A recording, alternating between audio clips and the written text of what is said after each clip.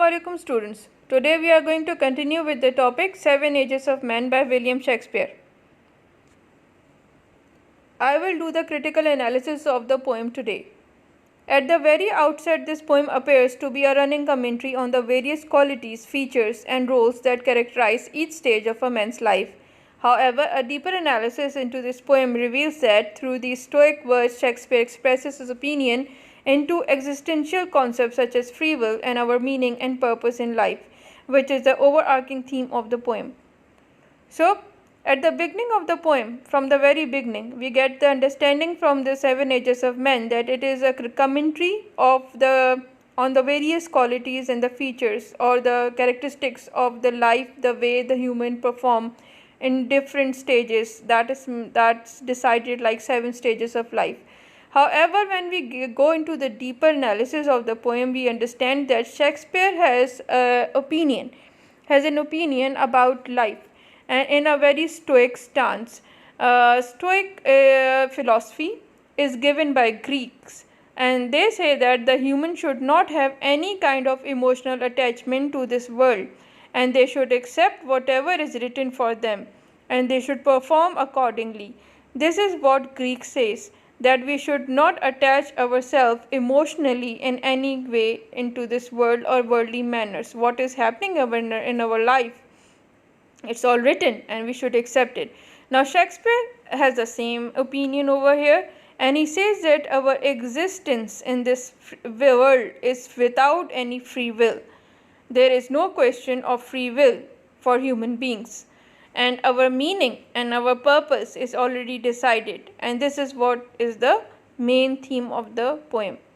And then he says that he has represented a man's life as a theatre script, wherein all ups and downs that we take so seriously are shown as predetermined elements of a cosmic script. Now he says that every human has to perform, and the performances are only done by the actors or the performers on the stage, and that's why our life is just like a theatre script. The writer of this script is actually God. That's why he said it is cosmic script. Everything which we do on this earth is pre-decided or predetermined for us. This highlights the sub-theme of the poem, and that is to believe in destiny and fate. That every human being is given a certain fate, and there is certain destiny for everyone. So we have to accept it, that whatever we are going through is our destiny or it's fated for us.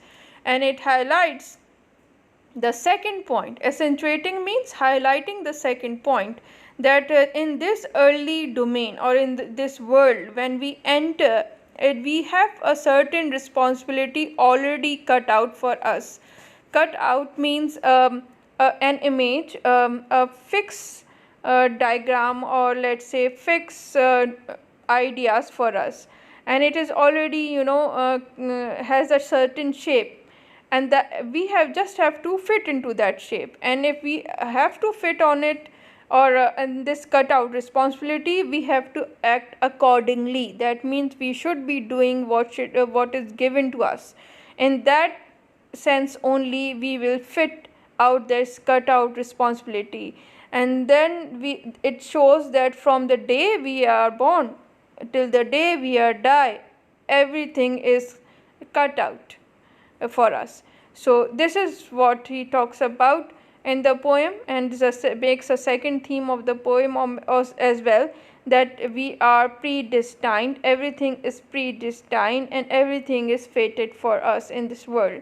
When we are born, we behave in certain way. It is already done for us that we have to do it that way. And when we leave this world, again we have to do the same thing till all these 7 stages. Everything is done for us, everything is written for us. We are just performing our parts. Then we move on to the third point, that is the stoicism and worldliness are other aspects that define the poem. It is through the poet's stoic stance that we understand that at the start we have the choice to be reluctant when we are forced to play the traditional role of a school-going pupil, However, as we grow older, the world manipulates us by strange promises and oaths to the point that we become wise in this worldly sense of the term, completely consumed in the ways of the materialistic, objective driven world. And in the end, we go back to our dependent stage as an infant with no sense and agency awaiting oblivion. I've already explained the Stoicism, that it is all about believing and performing the way we should perform in this world without any emotional attachment. Now, the second concept is worldliness. Now, whatever the free will is left in the human life, it is all taken away by this concept. And according to Shakespeare, when we were young, as a school going pupil, we have this quality of free will. We were reluctant, we can question things, we can do as we want, because at that particular stage our mind is very young and fresh, and we want to live the way we want to. But when we start growing older, the world takes over our mind and it starts manipulating our ideas and put some thoughts in our head that we should be living in this world the way the world want us to live. And this is how we become worldly wise in that sense. And then what happened at the end, that we go back to our dependent stage where we lose whatever we have developed in this world, and then we leave the world. So this stage of oblivion is just the stage when we have just entered, then when nothing is so much clear to us, we don't have so much good of a vision, we don't have a good taste in whatsoever. So these facilities of a child develops while living in this world, and when he becomes worldly wise and all that, it happened in different stages of life. But at this particular stage, the last stage, we go back to that first stage of being infant again. We are back into that oblivion stage again. Now we are not like wise as according to the world. We lose that, and with losing this worldly wisdom, we also lose the ability to eat or to see or to smell. All these facilities are also taken away. So we are back to that baby infant stage, and it completes the circle of life. So every living thing has to complete the circle of life, and we human beings have this definite circle which we follow, and at the seventh stage we just ended. Now this is the critical analysis, and it's very interesting the way that Shakespeare has put his opinion in these 7 stages of men. It talks about that the human is not free, they have to perform in this world.